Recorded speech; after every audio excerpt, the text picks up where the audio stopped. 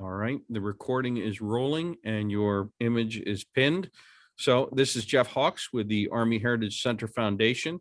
Today is April 23rd, 2021. We're here on Zoom with General Retired Barry McCaffrey for an oral history interview. And General, we have your permission to record and preserve this interview for historic and educational purposes. Sure, yes, you do. All right, sir. Well, thank you for joining us today. I'm going to start with a few background questions just to sort of frame your story. If you could, tell us where you were born and what your parents did. Yeah, I was born in Taunton, Massachusetts. The whole family, both sides were, Boston, Taunton, Dorchester, Irish. Grandparents came over from Ireland. And so my dad, during the Depression, was driving a truck and working in a furrier shop and got an appointment to West Point, the only way to go to college. And then he then stayed in for 37 years. I think it was 8 years in combat in World War II, Korea, Vietnam, CIB with Star, 2 Silver Stars, career in military. So I grew up in an Army family. And then at sort of an early age, I was headed off as a junior in high school to college, and my dad said, "Now you got to go to a prep school. You're too young to go to college." And while at the prep school, thinking I was going to be a doctor, I just started thinking about life in the Army, and so I ended up going to West Point, class of 1964. My son's an Army officer, retired infantry full colonel. My daughter served as an Army nurse for 8 years. My mother's family, both her brothers served in World War II, one in the Navy in a cruiser that was hit by Japanese torpedoes, and the other brother, an Army Air Corps officer. And then her sister's husband was a 2nd Infantry Division battalion commander at the Battle of Bull. So bottom line is the family's been pretty much a military family since my dad. That's tremendous, sir. Just as a side note, if 2 side notes, if any of those individuals you think they'd like to do an oral history, we'd love to interview them as well. Yeah. But unfortunately, they're all gone. I mean, that World War II generation are not anymore.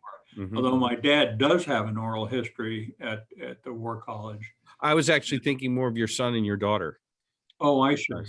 Yeah. Well, I'm sure they'd be delighted to do that. Fantastic. We'll send you an email inquiring about that. Sure. So normally this is where I ask, why did you join the military and what influenced your decision? But I think you've pretty much answered that question. And so jumping forward, well, I did actually have one question. Were you and your father in Vietnam at the same time?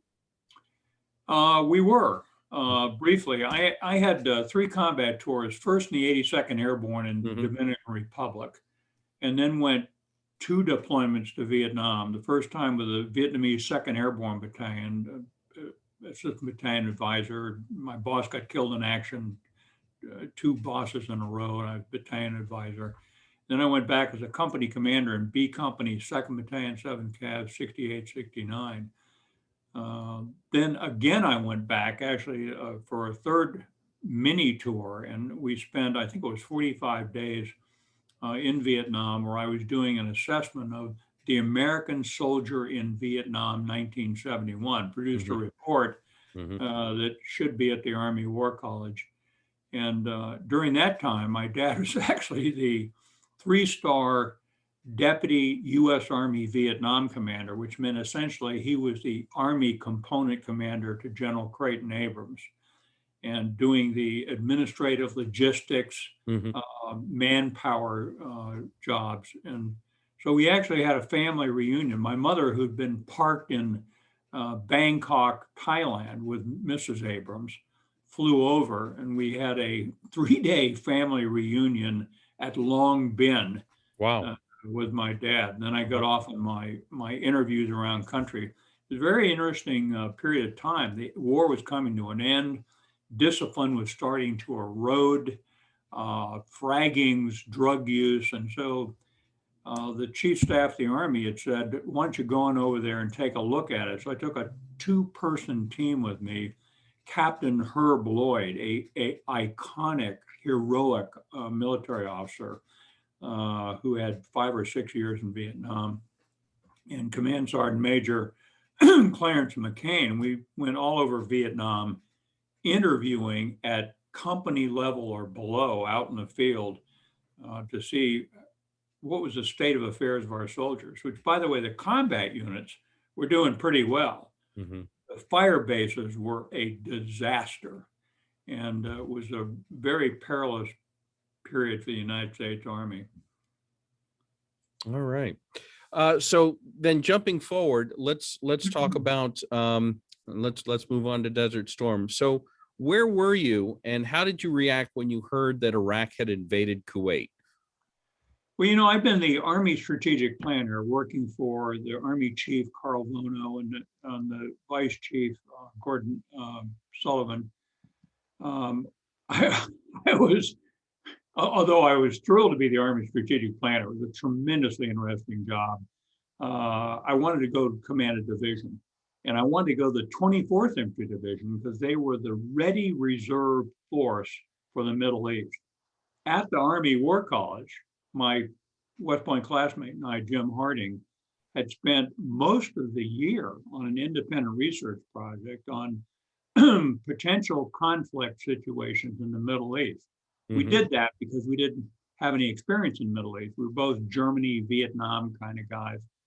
So I had done a lot of research at this incredible research facility, the Army War College. And so I went to Bono and said, sir, I want to go to the 24th Infantry Division. To my delight, he agreed. And the reason was when I took command at Fort Stewart, I got on internal TV to the Post and said, we will be at war in the next 90 days. I'm sure it was unsettling to many because what the hell is this guy talking about? But I've been watching all the intelligence closely and said, these guys are about to snatch Kuwait. It's about to happen. We had an interesting, right after I took command, there was that wonderful CENTCOM commander had a command post exercise in which we moved all of our command post vehicles up to Fort Bragg, 82nd, 101st, 24th ID, and other units. And we did a MapX on Iraq evading and capturing Kuwait and what we do about it. So 60 days later, when we started outloading from Fort Stewart, I still had the map schematic outlines in my talk from the war game that were exactly what we ended up doing. So the bottom line was, I thought, joy, this thing is coming apart. 24th ID is the one that will go. And when I got there, I said, the division was at battalion level an A+ in training and technology and equipment, minus the M1 tank, which we got in country. The problem was nothing above that really got exercised, some brigade. So we were National Training Center oriented, not division in combat oriented. And that's what we started working on for the 90 days leading up to the actual deployment. And then fortunately, when we arrived in country, fully uploaded with all of our ammunition, totally ready to fight, we then had an additional, 6 months to train, to try and understand and put together the pieces of multi-brigade artillery coordination, use of reconnaissance assets, electronic warfare, the kind of things that we were, I would say, at a C- level of training when I took command. Okay. So I understand I have an interview you did in October of 1990.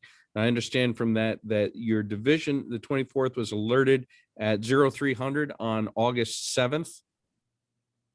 Yeah. 1990. All these dates, I'm sure you've Sure. got correct. Yeah.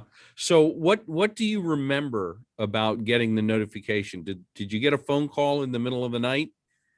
Well, How did? we could again, we could see it coming. The whole thing has been. Mhm. I've been watching at top secret level the intelligence of the Iraqis who are clearly preparing for a military operation. I remember my assistant division commander, who I dearly loved, Brigadier General Terry Scott, very funny man, many years of combat in Vietnam, smarter than hell, West Texas, dry sense of humor. He was supposed to go up to Harvard for the 2-week or 3-week national security course. And he said, I'm not going to go.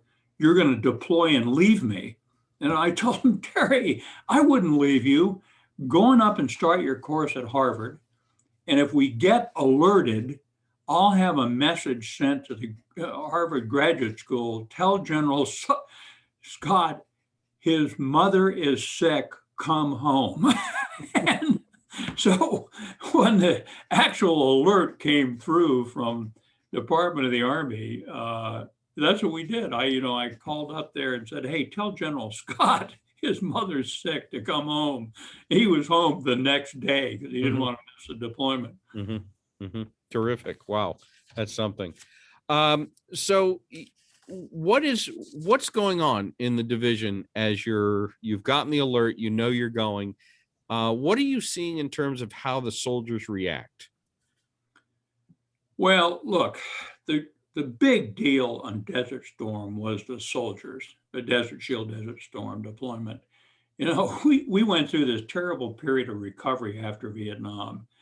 And then the Army, with its leadership, committed to putting us back together again, to focusing on training, to get our technology and maintenance ready to fight. And we had produced a generation by then where the staff sergeant tank commander, the Bradley commander, the artillery crews, the Apache pilots and their ground maintenance, all of them individually and at team level knew what they were doing. I've been in Germany for 5.5 years in the post-Vietnam era where that wasn't the case. So the soldiers reacted extremely well. And by the way, a little anecdote, when I was a battalion commander in Germany, what was it, 76 to 81. I was a battalion XO battalion commander, same battalion. And on any given day, I probably have 30 soldiers being carried as deserters out of an 800-man battalion. What would happen is they'd go home on leave, they'd get drunk, use drugs, disappear. At some point, they'd be being carried as deserters. In Desert Shield, when we got the alert, the opposite happened. Not only did, if I remember the numbers correctly, not only did I have no deserters, I had some 20 some odd soldiers who were actually been discharged, came back and joined their units. And some of them actually got through this thing and deployed with us. And they were essentially civilians. They just fell back in their old company. So the morale, the willingness, combined with a lot of apprehension of the division, was just terrific. The deployment itself, though, a couple of things are worth remembering. This 24th ID had been put back together very nicely by my predecessors. At battalion level, the National Training Center, the magic of the National Training Center, at tank mech artillery level, they actually knew what they were doing. Above that, they didn't. And I might add the deployment.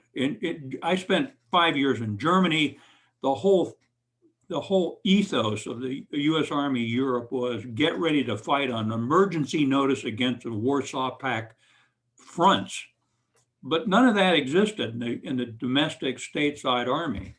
So deploying a division, corps, what we ended up deploying, I think in the end, 600,000 troops, was really painful.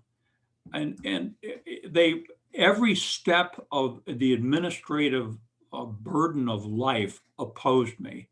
I uploaded all my tanks with main gun ammunition Mhm. and box 50 cal, and they said you can't put ammunition aboard a ship. But I knew safety wise, we've been uploaded in Germany for 20 years, and we knew how to do that. And the Mhm. safest place to put a tank around is inside a tank, not sitting in a box on the deck. So Mhm. we had finally, thank God, the Coast Guard sent a one-star admiral down to sit in my talk to help us get out. The state of Georgia, a great state, said, no, you can't road march down the interstate highway to the port of Savannah. And I said, what are you talking about? That interstate highway was built by President Eisenhower for national security. Of course I can, and I'm going to. So finally, the state police came aboard and said, yeah, okay. Because we always had rail loaded our armor out of Fort Stewart, but never down a road. But I said, no, we got 1,600 armored vehicles. We got thousands of wheel vehicles. Of course, we're going to use the interstate highway. When we started loading the ships, I was going to put 200 troops on every ship with anti-aircraft protection, because I knew going through the Suez Canal was going to be a nightmare of thievery and corruption. And the Military Sea Transportation Command said, no, you can't do that. It doesn't meet OSHA safety standards. I said, no, we're going to put porta potties on the ship. We're going to put a mess hall. You guys won't have to do a thing. They'll have their own medical care. That turned into a giant administrative fight, which I won. I won because General Ed Burba, 4-star at Mhm. FORSCOM commander, a wonderful man, intervened in all this stuff. He'd fly down every 2 or 3 nights and spend, like, he'd get there at 10 o'clock at night, and we'd spend 2 hours talking. I'd say, here's my problems. He'd go back and try and fix them. So administratively, deploying that division was a nightmare. We had Schwarzkopf, this genius, the guy I admire so much. We owe a huge amount to his brilliance, operational brilliance in Desert Storm, but he had put out these crazy instructions, one of which was when you start deploying, a lot of the deployments were screwed up. All the divisions were going through this. He had said, no commander may ever deploy until he's the last guy leaving the deployment airfields and ports of debarkation. I said, a general officer back channeled to him and said, I'm not doing that. I'm going to be in the first plane with a TAC CP and a C-5 aircraft with 4 vehicles and 70 people on my personal command team. And General Scott's going to outload the division, not me. I'm going in theater in case the war starts with half the division there. Mhm. No answer from Schwarzkopf. Somebody must have written it for him. It didn't make any sense. So anyway, that deployment was some kind of a burden. I don't think I got an hour and a half to 3 hours sleep the entire time. It was a relief to get to Saudi Arabia in 120-degree temperature and get ready to fight. All right.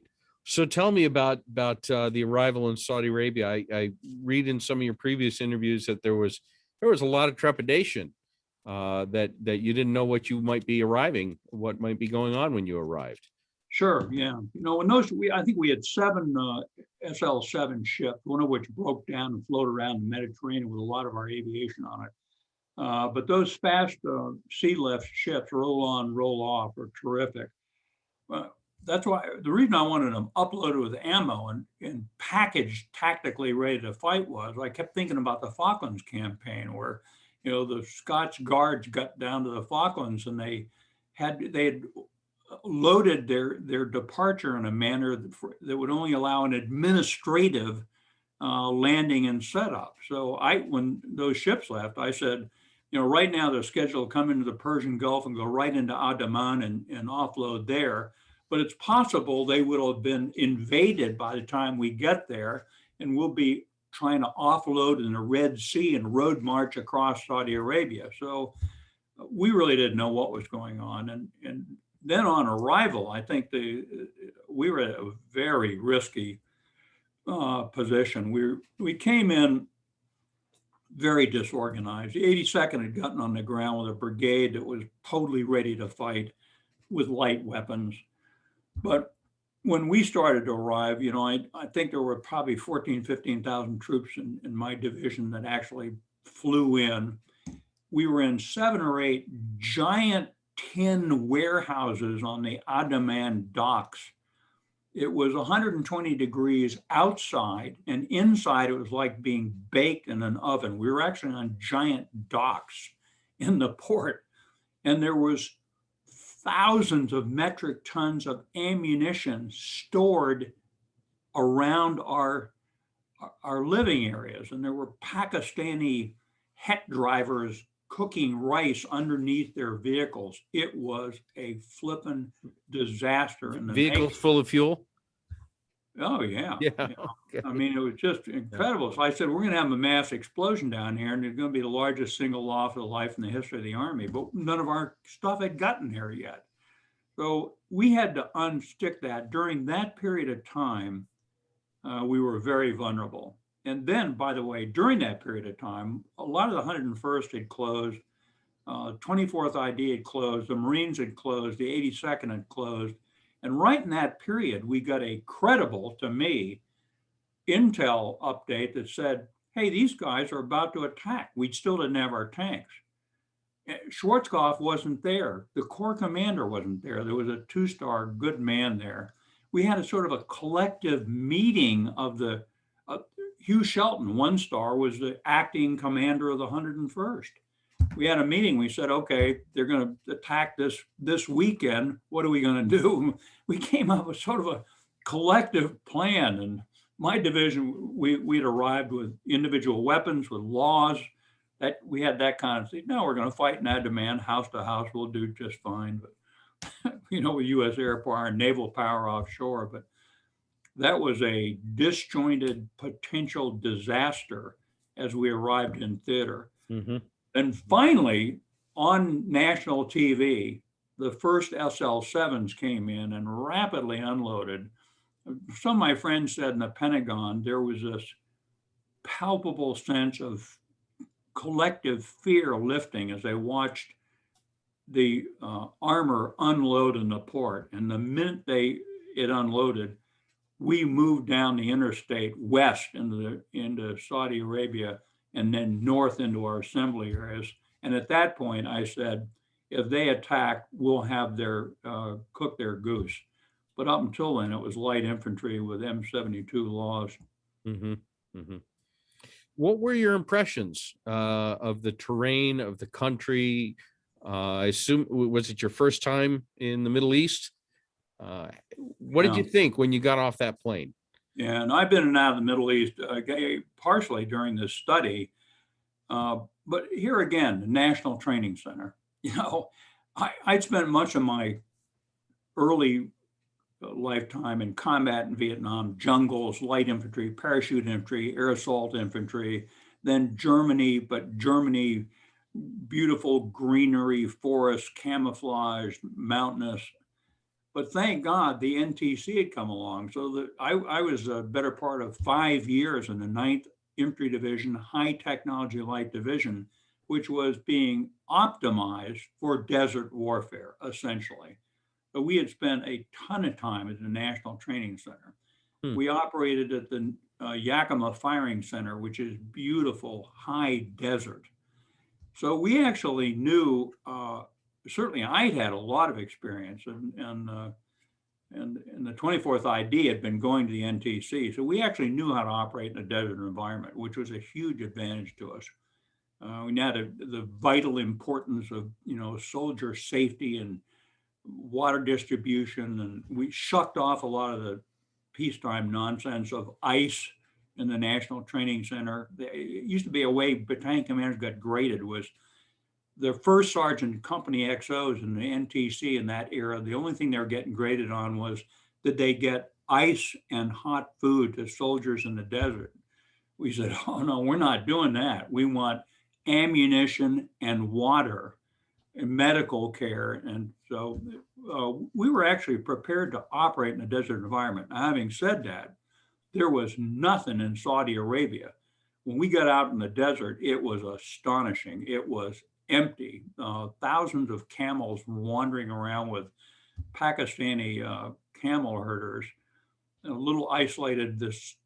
We actually parked on an old Greek highway system that ran north-south that had watering holes along it. So there were 7 or 8 small Saudi towns, but other than that, it was barren of human life, with wildlife that had never seen people. It was just utterly fascinating. Cougars that would appear and weren't afraid of humans particularly. I started having a division stop all work 10 a.m. to 2 p.m. and get under cover while we acclimatized. You'd get under a 5-ton truck and birds would come under the truck to get out of the sun and nestle down in the sand right next to your face. It was just fascinating. But after we got acclimatized to permanent NTC weather or worse, that was better. But the lack of support structure, we first got there are no stockpiles of food. It's what you brought with you, which is why we were in somewhat. So the Saudi king started giving us tents that were for the Hajj, camel meat sandwiches, the Hajj bottled water. The Saudis really stepped in and supported the arriving troops. And remember, that was a closed feudal society. But they said, no, these people are here to keep us free. But the arrival was tumultuous. It was, I was in a constant state of anxiety, trying to make sure these soldiers were taken care of, and in the background, ready to fight on a day's notice if the Iraqis started south. Did you ever manage to settle down into a routine, or was it constantly something new? No, I'd say within a month of getting there, we were happier than pigs in mud. I got them out there in brigade concentrations. Essentially, it was 2 brigades up and 1 back. The battalions got in battalion concentrations. The inventiveness of the American soldier is unbelievable, particularly artillery. I used to love to visit artillery battalions. You'd fly into an artillery battalion and it looked like the Roman legion had set up camp. There were painted rocks and everything was ordered, and the guns were sparkling clean. And so we got out there, and then we were sitting in the middle of a giant training area where essentially I put together National Training Center live fire courses, and we started training and putting all this stuff together and trying to understand how to coordinate artillery firepower with divisional operations. During Desert Storm attack, on the last day of the 4-day offensive operation, there were 4 artillery brigade-sized units shooting in support of 24th ID. So that's a big difference in trying to coordinate 1 DS battalion with your maneuver forces, National Training Center. Electronic warfare, none of it worked. We got issued all sorts of brand new technology on the docks. And, fortunately, these ASA enlisted kids had high IQs. And so we had time to test and make that work. The medical thing, I had 4 or 5 attached surgical units. They came in with piles of blow up hospitals that they didn't know how to assemble. And they had time to figure that out. So the bottom line is, as we approached the time for the actual start of offensive operations against the Iraqis, we had at least 5 months of the most incredible training opportunities imaginable, right up through live fire. We'd help create a Saudi division and train them, not very well. So you know, I, we had SOPs while they were out there. We stopped making the troops stay in a full combat gear unless they were on a training mission. We got them, finally, we got Class A rations after several months of MREs, menu by forklift truck. Mhm. And we started getting them one hot meal a day, which they liked, bread and fresh fruit. And uh, so I told them they had to stand down one day a week. Every battalion size unit stood down and took showers and wrote letters home and stayed in their t-shirts. And we're pretty happy out there, to be to be honest. It was not. I said there were all sorts of rumors circulating at Fort Stewart. My wife was telling me we had Army wives picketing the division headquarters because we were dying in the desert, was the word back at Fort Stewart. So I had a video done to send back to the to be played on post TV that showed them life in the desert. And I think we overdid it because then a lot of the spouse feedback was, you people are over there larking around happier and you can be, and we're stuck here worried about you and, you know, the problems of day-to-day life and children. No, I think the division was pretty happy. They built all these structures. They started these crazy games. One of the infantry battalions had something like 100 injuries in one morning report. And I woke up and said, what the hell are they doing? Well, they were having parachute-driven races in the wind, sitting in cardboard boxes. And so they had dozens of soldiers with the skin erased off their knees, you know, and doing 40 miles an hour through the desert. They made friends with the camels and painted numbers on them so they knew which camel was which. And the camels loved the soldiers and came into the battalion bases, and they drink all your shaving water if you look the wrong way. They'd stick their big, beautiful faces in the tents and eat your pound cake off the table. So once we had all of our equipment, we had a couple of months to shake down. The training opportunity was simply unbelievable. But by the way, you know, the senior guys were most terrified of, and probably the soldiers, was that we'd be there for the rest of our lives. While the diplomats screwed around with, we didn't want to fight. We said, no, if we have an option, they'll let go of Kuwait, we'll reoccupy, there'll be no war. But we damn sure did not want to be there another summer. When that winter rolled around, and it gets really cold in the desert, astonishing cold. Occasionally it snows. And so we definitely didn't want to be there another, you know, when I say we're happier and could be out in our battalion bases, we didn't want to be there one more year doing that. What did you do to unwind if you had an opportunity? I had, I essentially, and I was more worried about my battalion commanders and to some extent brigade commanders. The battalion commanders were out there 24 hours a day with, you know, 400 to 800 real soldiers and training and constant. So I started a program of R&R for battalion commanders and also troops, by the way. One day a week, the troops got to unwind. I had them on sabbatical tours of mosques, and we tried to have a very full, we had classes on Saudi culture, so that we engaged the soldiers pretty well.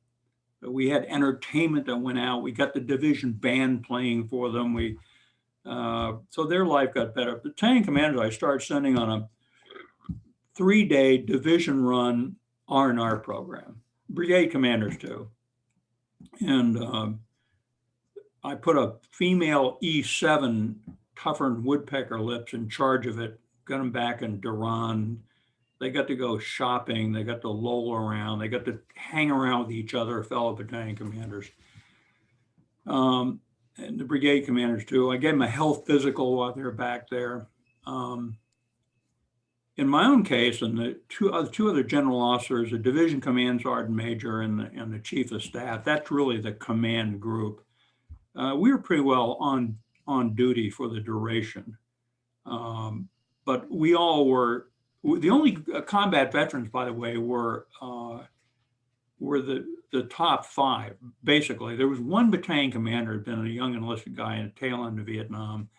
A couple of the brigade commanders, I think, had late war experience, but basically the top command team, we were in it for the duration.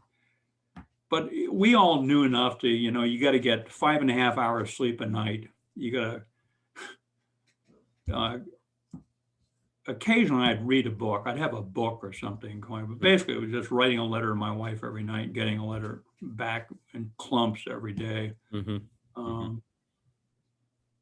Yeah, no, we were definitely in it for, another story about Terry Scott. He's a very interesting character, retired as a 3-star general. He's one of the bravest, most effective leaders I ever met, along with the Chief Staff, John Van Alstyne, was remarkable. And the Command Sergeant Major, Randolph, is such a wonderful man.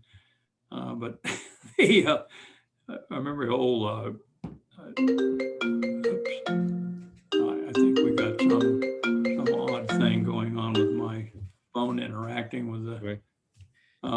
If you need to take a call, I can always pause the recording. No, I don't want to take a call. I'm trying to think how to get the video back the way it was before. Back to meeting. There you are. Okay. Sorry for the interruption. No worries. No worries. The Terry Scott, the night we actually announced that we got the final attack order from Schwarzkopf through the Corps commanders, and Schwarzkopf actually came in that night, and I always like to tell this story because it's such an insight into our collective mindset. I call the last meeting of the top five, Command Sergeant Major Randolph, this big, strong, tough, no nonsense, good soldier, and the 2 1-stars and the Chief of Staff and I. And so we ran through our final plans. Terry Scott was going to be with the TAC CP. I had put together an assault CP, tank platoon, mech platoon, ADA platoon, signal element. Retired Lieutenant General Steph Twitty, Captain Twitty, had assembled and commanded it. And Van Alstyne was going to be at the division main CP and actually coordinate and run the war. So we're having this final conference, and I said, okay, we're all going to disperse now and go to the units to start the attack. And I said, well, I guess this is the last time the 5 of us will be all together alive. Nice empty humor. And everybody gives a quick yuck. And then Scott says, well, I'll tell you one thing. He said, I'd certainly rather get fucking killed than fuck this thing up like Vietnam. His exact words. Wow. And so I think that was the mindset among us, that we definitely weren't going to do an inconclusive horror show such as we had encountered in Vietnam. Okay. So let's move forward then to the air war. All right. What do you hear when the air war starts? One of the most dramatic moments of my entire life. So the general officers, we all knew the exact time the war was going to start. We'd had a secret session with Schwarzkopf, and the Corps commander had followed on with his own session. So we actually, I can't remember, it was like 2:00 in the morning local time. And here we are, 500,000 troops out there in the desert, 2 Marine divisions, 7 Army divisions, 2 independent cavalry regiments, an Egyptian corps, a Syrian corps. So this giant force out there ready to attack. And at the precise time that the air war started, I stepped out of my Expando van talk, and the most unearthly howl I have ever heard in my life, you could hear in the distance. And then it got louder and louder, and it was hundreds of Tomahawk missiles from the United States Navy headed over at low level, headed up to Iraq. And then behind them came waves of Navy, Air Force, Marine Corps attack aircraft.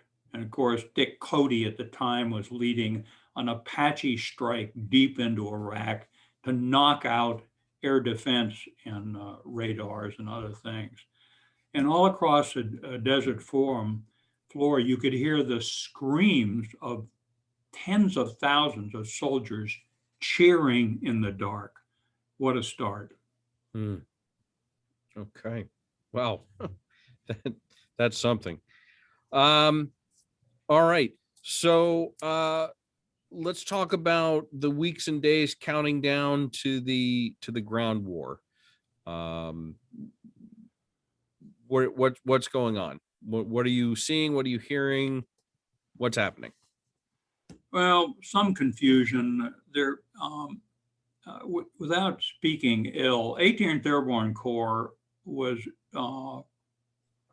there'd been an atmosphere of, if this is going to be the biggest disaster for the American military in history, they're going to use chemicals on us. I remember one meeting at Corps said, we're going to have so many killed by chemicals, we're going to have to evacuate them by empty ammo truck. It was an astonishing sense of pessimism. And yet at divisional level, particularly the 101st Commander, General P, and I and others, we've been watching the Iraqi Army with this incredible intelligence collection capability. And we said, no, these guys are screwed up. They're not training at all. There was no training going on. Their regular divisions were a handful of professional officers and a mass of conscripts treated with incredible brutality. Their maintenance system stunk. We watched tanks that hadn't moved for 2 months out of a revetted position because the batteries were dead. You could see them out in the field. So we said, no. When I went back, there were 2 division commanders went back to brief Secretary Cheney and General Powell just before the attack started. And everybody's whining and complaining about their problems. And I remember Secretary Cheney asked me, he said, well, what are you worried about? And I said, sir, look, I've been wounded in combat 3 times. My son is a lieutenant in the 82nd Airborne. I'm worried about him. But basically, I said, I'm not worried about anything. We've got all the ammunition possibly needed. We're fully trained. We've swapped out and got the M1 tank in, this incredible piece of wartime machinery. We've got massive amounts of air power. I said, I expect them to use chemicals on us. We're completely trained in how to operate in chemical warfare. It's going to kill several hundred of us. Life's going to be abject misery, but it will not in any way impede our operations. And I said, I personally think that these people are like tethered goats waiting for us to fall on them. I said, now, I do believe that I'm going to have a couple of thousand killed and wounded, which I would consider fairly moderate casualties out of it. By then it was a 26,000 soldier division with our attachments. So I said, it's going to be a real war. But I think I told him, I said we'll wrap it up completely in 4 to 6 weeks.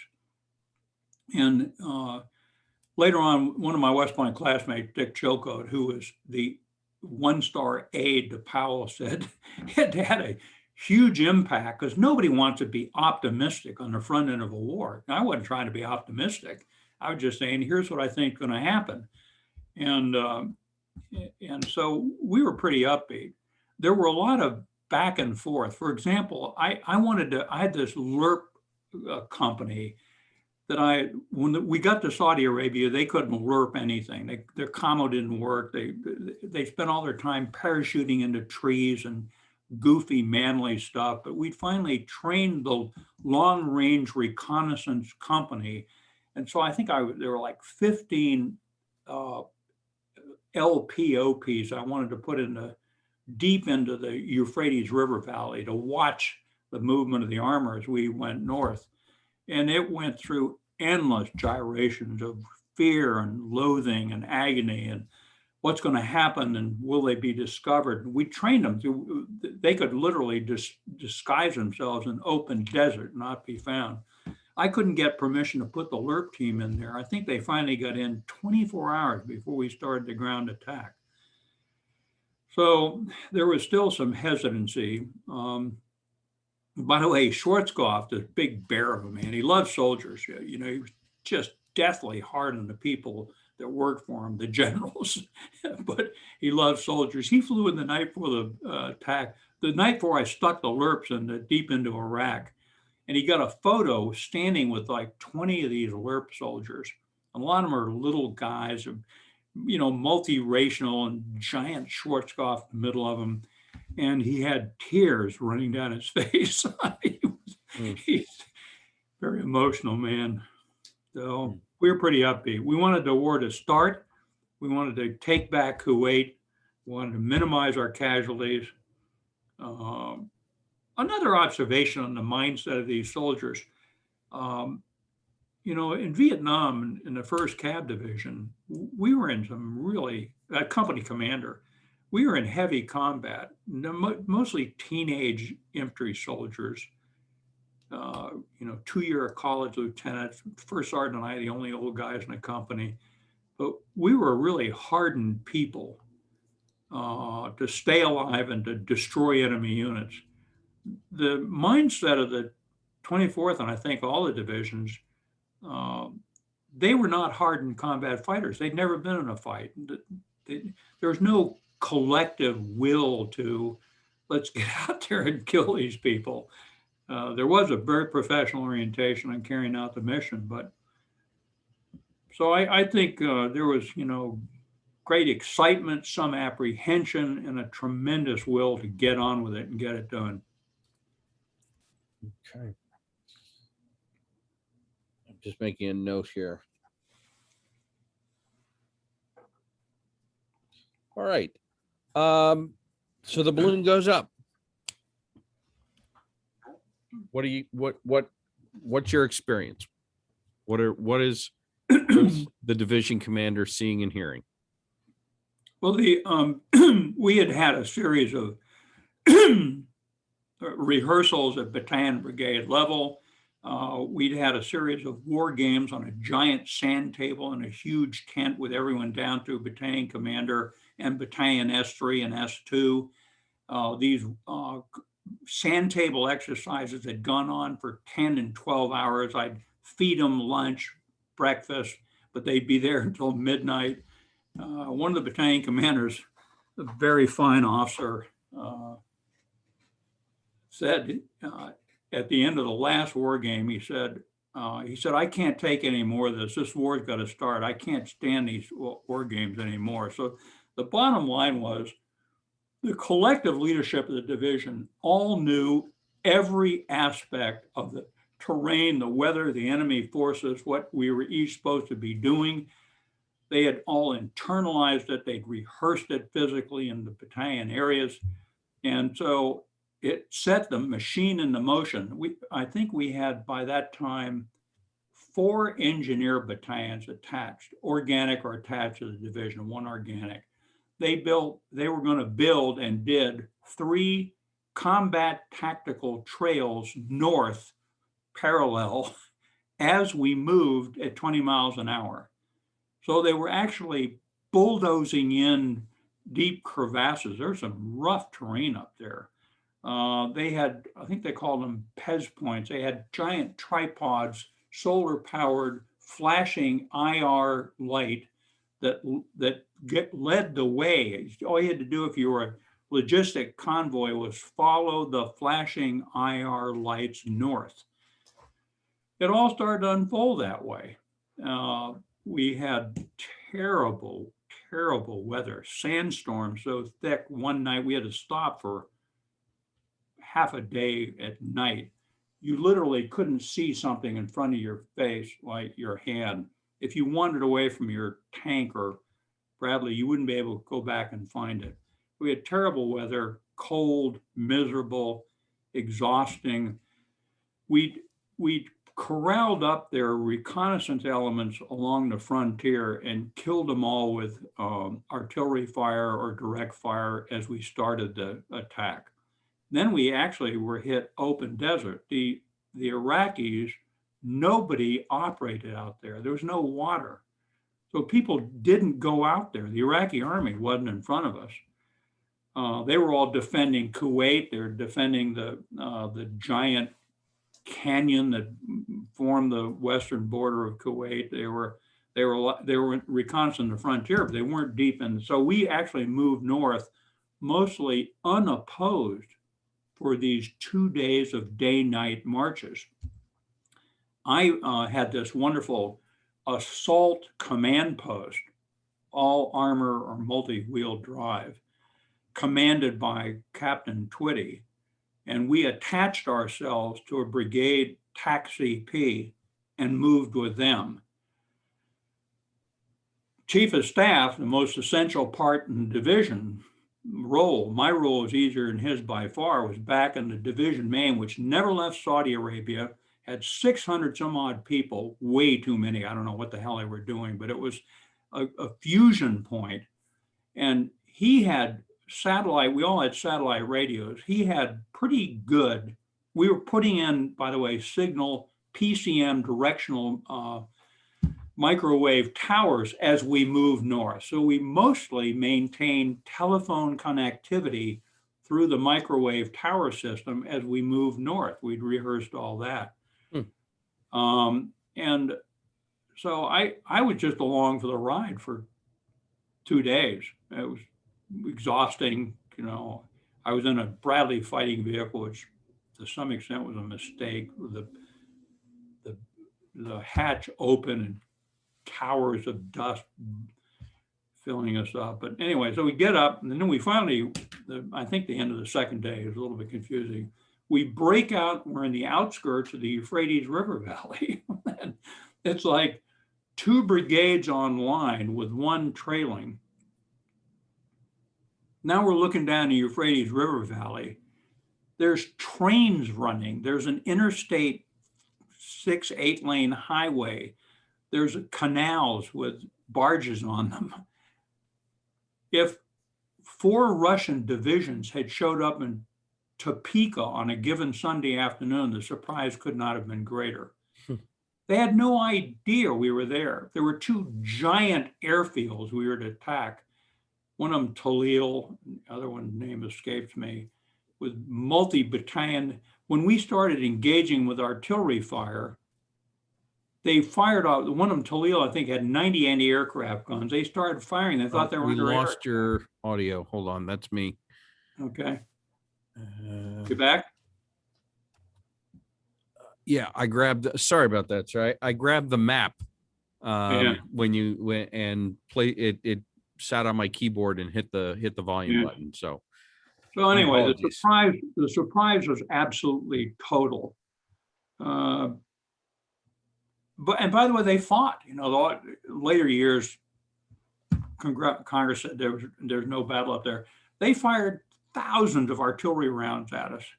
I was under artillery fire with John Lemoyne's brigade CP. His map, which he left on the top turret of his Bradley, was shredded by artillery fire.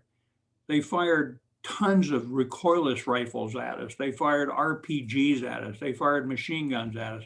But we were moving so fast. We had such overwhelming firepower. We could fire on the move. That instead of 2,000 killed and wounded, we ended up with 8 killed and I think 38 wounded.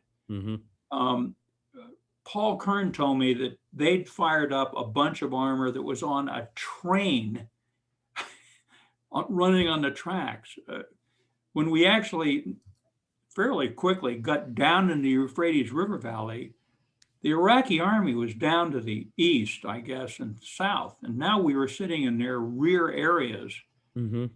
And with thousands of ammo dumps. I'd never seen anything like it. An ammo dump with 50 metric tons of revetted tank or artillery ammunition. There were Het tank transporters with tanks on them moving on the interstate highway. And The tankers were busting T-72 tanks on het transporters while they moved. God, it was simply astonishing. So now we get down onto the Euphrates River Valley, and then we turn right, turn the division direction. Now we're going to attack east toward Basra. And so I was actually staying in fairly close contact with what's happening. I knew that the division main was coordinating, along with Brigadier General Fraser, the whole logistics support element of it. And I felt pretty good about things. By then I knew, I thought we were going to be attacked by chemicals early on in the conflict. Mm-hmm. That hadn't happened. We were pretty happy about that. Our artillery was just devastating in its impact on them. When they were getting download from Air Force Rivet Joint, where we were getting the grid coordinates of all the Iraqi battalion and regimental headquarters. And then they were engaging them with artillery fire. And by the way, every time they'd open up with artillery, they had almost no control of their artillery. So it landed all over, sometimes on us, mostly out in the desert. Then we do counter battery, and U.S. artillery would smash their artillery. They'd abandon their guns. So I used to liken it that we were like an NFL football team that lined up against an 8th grade team. So you looked out in the field, you say, well, they're all wearing the same uniforms and they're all playing the same game, but they really weren't. Mm-hmm. They were completely unprepared to deal with us. Most of them took off, or there'd be crowds of Iraqi soldiers. I had told the division had to operate, you have to operate in your tanker, Bradley, for 5 days with your own food. They ran out of food on day 3, I think. They were given food and water to these poor Iraqi soldiers, who, by the way, would take off their boots and run off and hide in the irrigation ditches. And they thought we were going to kill them. They thought we were going to torture them. Then they figured out they weren't. They surrendered by the droves, like thousands and thousands of them, and the soldiers wanted to take care of them. So that was interesting to me. There was just no bloodlust. Mm-hmm. The Iraqi soldiers would be walking toward us to surrender while some of their position was firing on us. But the troops wouldn't shoot the guys walking up to surrender. You know, I think it was the 3rd night, Colonel Lemoyne, later Lieutenant General Lemoyne's brigade TAC CP, takes off in the middle of the night, you know. And so my assault CP is sitting there alone. So the next morning, Joe Galloway, the reporter, actually visited me, and so I'm sitting there on the radio trying to figure out where everybody is, and all the brigades are now in combat and engaged. And suddenly my personal bodyguard, Spec 4 Tony McGee, military police, I had a bodyguard like I did when I was a company commander.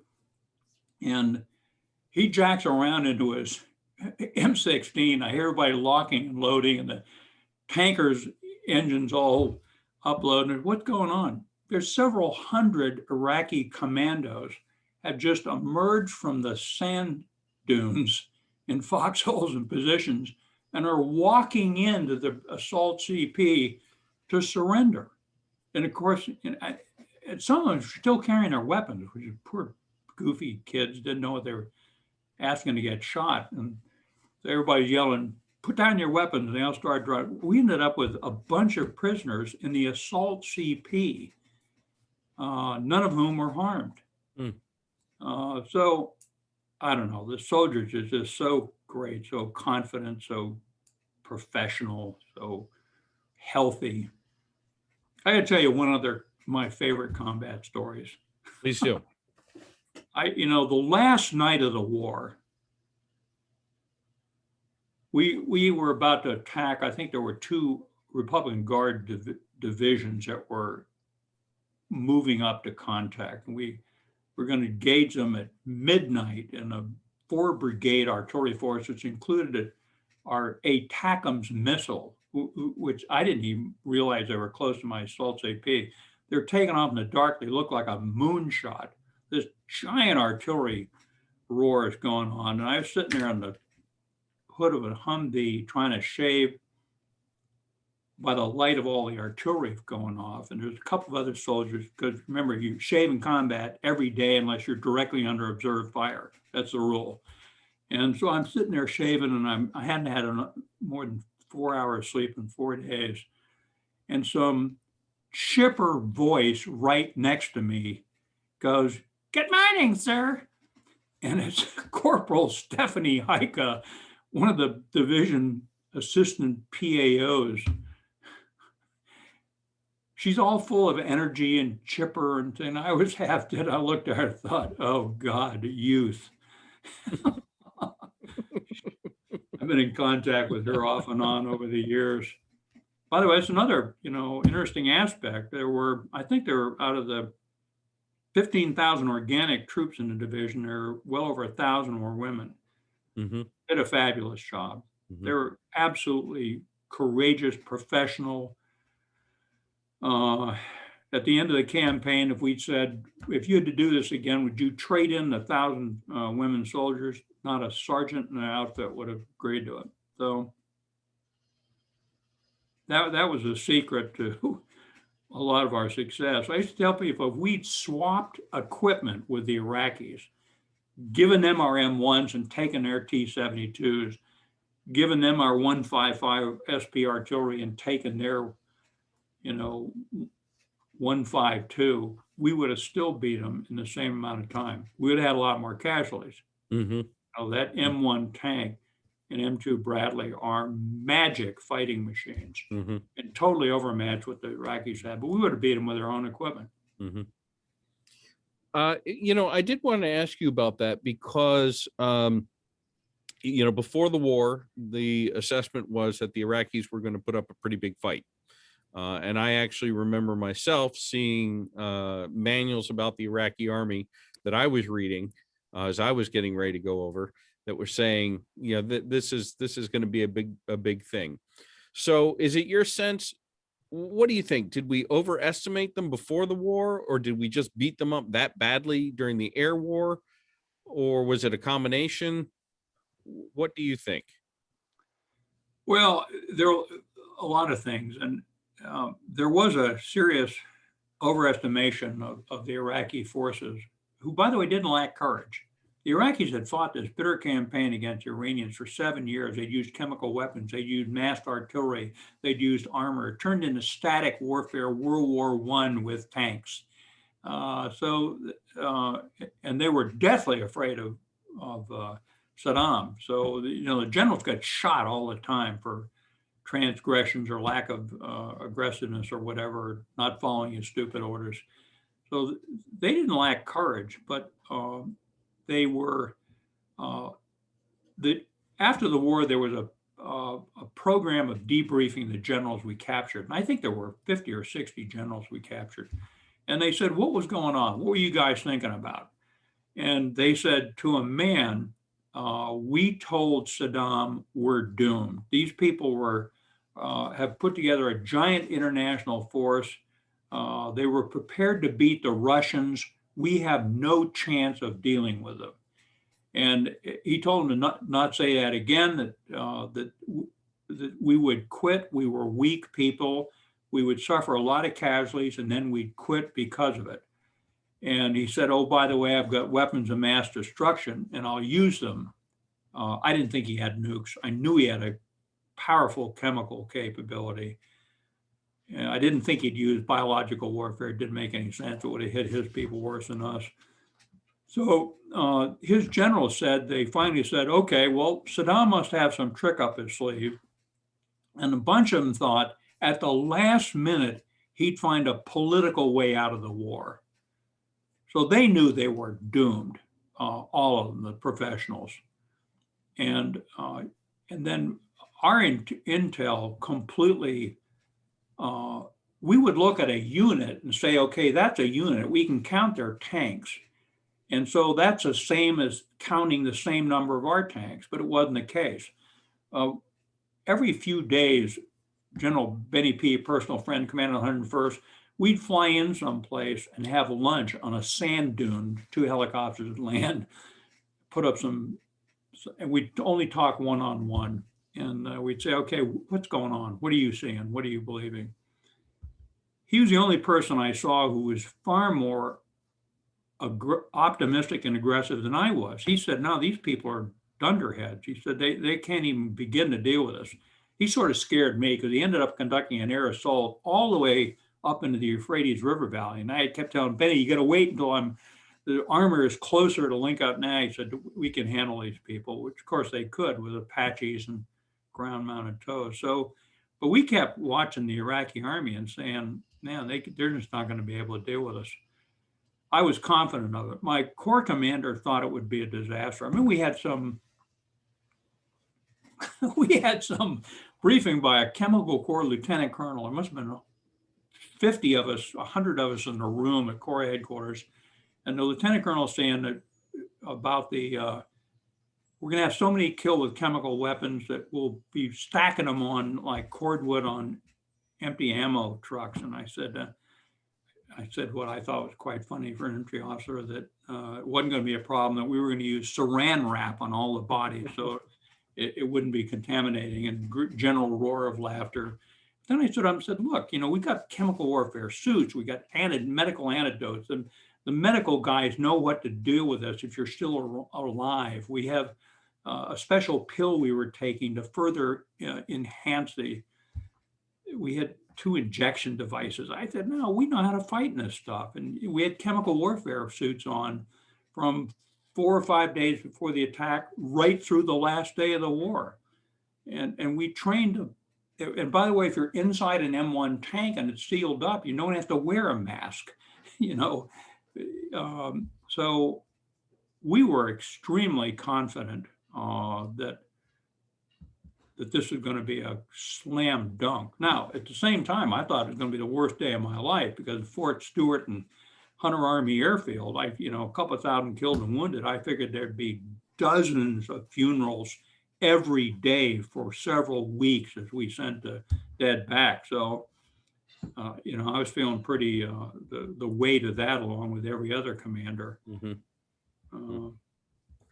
Why do you think the chemical weapons never got used? It is my take from reading all the post-war history and the great journalistic reporting. And historians can judge this, but basically Secretary Baker, look at the team we had in Washington. President Bush, I worship the man. He is American nobility. He came to visit us at Thanksgiving. He went 3 places and visited the forces with Mrs. Bush and all the senior leadership of Congress. And I think Secretary Baker was there with him, and Secretary of Defense Cheney. When he visited us at Thanksgiving, he got up there and there were a couple of thousand 24th ID soldiers sitting out there, and I'd integrated other divisions. And he said, on this day in Thanksgiving in 1944, I was flying my 6th to the last mission of the war of the carrier San Jacinto, and it was in ground support of the 24th Infantry Division. God, it just about knocked us out. So the people running the government were these stable, intelligent people. And it's my understanding, first the Brits went to Saddam directly and said, if you use, people were unsure whether they had nukes. I didn't think they had nukes, but there was a general consensus they might. And we knew they had chemicals, and we knew they had biological warfare capabilities. So apparently the Brits went to them. They had a wonderful division off to our right. I had hosted their first brigade in country, the Desert Rats. Wonderful troops, were very well equipped. And the Brits had apparently gone to Saddam and said, if you use WMD against us, we're going to nuke you. And Secretary Baker told the Iraqi foreign minister, maybe it was in guarded terms, but basically, if you use WMD, you'll regret it. And then I think finally a factor, maybe not a major one, was somebody was smart enough to tell Saddam, you're not dealing with Iranian, unarmed Revolutionary Guard boys. These people have all sorts of defensive equipment. They've got chemicals. We didn't have them in theater, but I'm not sure Saddam ever knew that. And so I think there were a bunch of factors involved in it. Plus, I don't think he had a good system for static warfare against the Iranians. He knew how to control those things. There were chemical weapons discovered, by the way, in Iraq. But so I think that's what they finally backed off. They said this isn't worth the uproar. And they were worried, I think, that the US or the Brits, and we might have, if it'd been a catastrophe, if we'd actually had 10,000 sickened or killed by chemical weapons or biological weapons, who knows what we might have done. But I think deterrence worked and he didn't use them, and it was a good thing. Good thing for them, too. They would have killed more of themselves than us. Mm-hmm. All right. So the fighting is winding down, and you're getting ready to leave. What's going on with you and the division? Well, we actually had television in my assault CP. It was hooked to a satellite telephone system in Marsat. Every brigade, I think everybody at brigade level had television too. So we'd watch CNN and we'd watch live interviews. We watched while President Bush, I think I was sitting just east of Tallil Air Base, smoke rising. It was like the day after the last round had been fired. And President Bush said, "We've achieved total victory." He's talking to Congress, and he said, "And even today, I have told the advanced elements of 24th Infantry Division to start coming home." By the way, I took so much guff from that. People thought I had some connection. I knew and had worked with President Bush when I was in the Pentagon. They thought maybe I was feeding them lines. We had no contact. We had nothing to do with that. It was more of a first in, first out thing. But anyway, so suddenly I get word from Corps headquarters that I'm to start outloading people by air so we can respond to what the president just said to Congress, like the next day. And I think they wanted 2,000 people to fly out the next day, 2,000 or 3,000 people. And at the time, I hope these numbers are correct, I had 1,600 armored vehicles and 5,000 wheeled vehicles in the division combat team. I said, I can barely move my equipment if I flew that many people out. And by the way, these airfields that we just attacked are destroyed. There's bomb craters up and down the runway. The place is still on fire. I said, we can't possibly move the next day. But pretty early on, the engineers cleared the airfields. We started flying people out of Iraq. I think they went nonstop to the U.S., or maybe they flew up to Germany. But they were 24th ID soldiers were appearing at home within a week of the end of the war. And then we had to road march back into Saudi Arabia, get ready to, I wanted to, by the way, to road march out through Kuwait, because we were now north of Kuwait. We were right in the outskirts of Basra. And they said, "No, you can't go through Kuwait." I can't remember, it was political, giant piles of destroyed American equipment. You got to go back the way you came out. So we had to go then back through Iraq into Saudi Arabia. Really challenging. There were unexploded CBU, Air Force bomblets all over the place. We started taking more casualties from them. But we got out road marching all of our equipment, closed in on assembly areas outside the port of Adaman, which, by the way, all these Saudi facilities, the ports, the airfields, were like Dulles Airfield. They were like New York City Harbor. They were incredibly unused, underused, but sophisticated facilities, and unbelievable logistics capability, the build up to the war and the tail end of the war. So we again had 7 or 8 SL-7s come in. We had a very extensive getting rid of ammunition, cleaning up all our equipment. There were National Guard veterinarian units there where, you had to make sure you had no bugs or lice or whatever in your equipment. It took us, so I sent Terry Scott back with the first plane out, sort of the opposite of what we did coming in, Brigadier General Scott. And then I was on the last plane out of the division.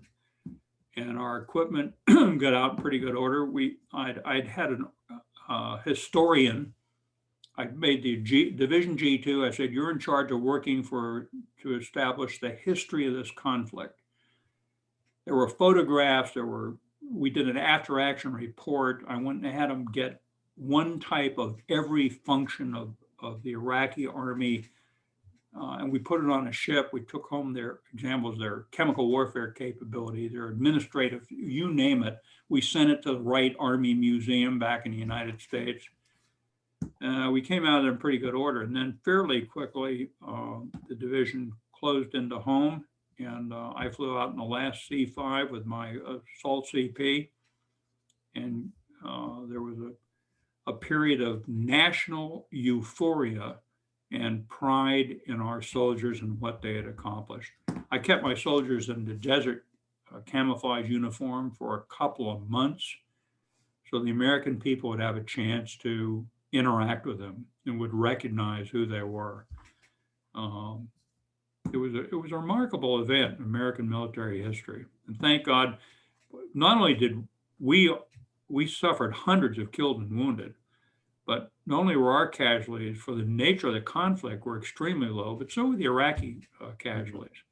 They were just stunned. They were terrorized. The air power had just totally, they were ignorant of they started turning off the receivers to their radio networks. Obviously, you can't zone in on an inert radio that's not transmitting. Something we thought was not funny at the time. There was so much U.S. air power overhead with HARM anti-radiation missiles that the first day of the conflict, they got like half the Iraqi radars and they got a bunch of ours too. So all over the battlefield, we turned off our radars, except when you were actually shooting a counter battery mission. Because we were afraid of some Navy A6 was going to nail your crew. Anyway, it was a very professional, short, 30-day air war, 4-day ground war, accomplished our mission, minimal loss of life considering, and it had a tremendous impact on globally. One of my friends, and I hate to say this, I spent a lot of time in Latin America. One of my young strategic planners had been a exchange student at the Brazilian intermediate war college level studies in Brazil. And he said every day during the breaks and during lunch hour, they'd watch, I think CNN was the only cable TV in those days, if I remember. They'd watch these videos of the total destruction of the Iraqi army. And he said the mood in the room was one of absolute sadness, that there was inside the Brazilian military, which is not uncommon in some Latin American countries or some global countries, there was sort of a sense of rooting for the Iraqis, and they hoped that the Iraqis would hand us their ass. And he said it was just depressing to him that suddenly this magnificent air, ground, sea force had totally pulled these people apart in a short time. It was a great lesson. It was a great impact on the global community too, that, screwing around with the U.S. Armed Forces is not a smart thing to do. So I'm curious about the homecoming. How did you feel about the homecoming personally, having come home from Vietnam to a very different reception? Well, it was a good point. And Vietnam is a war of individuals to a large extent. The Vietnam combat units tried to reestablish connections. And once we got the internet, my company, for example, I command B Company, 2nd and 7th Cav, 68, 69. We have reunions every 2 years. We love each other. We had close to 100% killed and wounded over time. There was a lot of heavy fighting. The soldiers came home went back to Walter Reed, and after a couple of years of graduate school and periods of surgery, I came from a military family. I stayed in active duty. The country's giant rejection of the Vietnam experience didn't affect me too much. But it did my soldiers. So all these 18, 19-year-old boys came home, grew their hair long, went back, have been very successful in life, but there's no sense of closure. And so this was a very different experience. Every one of my units that came home, we carefully planned the reception. So they'd all come in, we had a process, and a battalion would line up in the parade field. They'd be welcomed home officially. The band would be there. They'd be in fresh uniforms. They'd already have turned in their weapons, so they were prepared to go on immediate leave. And the families would all be on the other side of the field, and then we'd turn them loose. Very moving. The sense of fear on the part of the home front was huge. I mean, it's understandable. I shared the fear. I thought we were going to have a lot of funerals and a lot of mangled soldiers coming back. So the homecoming at division was carefully staged and managed to maximize to the soldiers our appreciation of what they'd done. And then the country was just euphoric. Everywhere we went, we had a giant parade. I think most of my division went to the parade in DC. Then it was a giant parade in New York City with confetti and all that. And by the way, here's a cute little personal anecdote. My dad, who had all this combat and very spiritual man, very guy of tremendous integrity, but he'd been in a lot of combat in desperate, chosen reservoir. He's one of the in Korea and terrible fighting in Italy. So all this parades are going on, and the media was being from uniformly hostile to the armed forces was uniformly overcome. They couldn't believe what we'd done. So I was getting all sorts of personal accolades and credits and nice things said to me. My dad grabbed me one day and he said, Barry, he said, in Vietnam, you were a hero and nobody cared. And now they're treating you like a national hero and you're not. He said, those soldiers are the ones that did it. I said, you're exactly right. But the country was definitely, they were scared deathless too. We must have gotten 50,000 letters like a day to the division. And then after the war, it even increased. And people were basically saying, some 50-year-old grandmother would say, in Vietnam, I was silent. I never will be silent again. All right. Well, that just about brings us to the end of our time. I'm going to stop.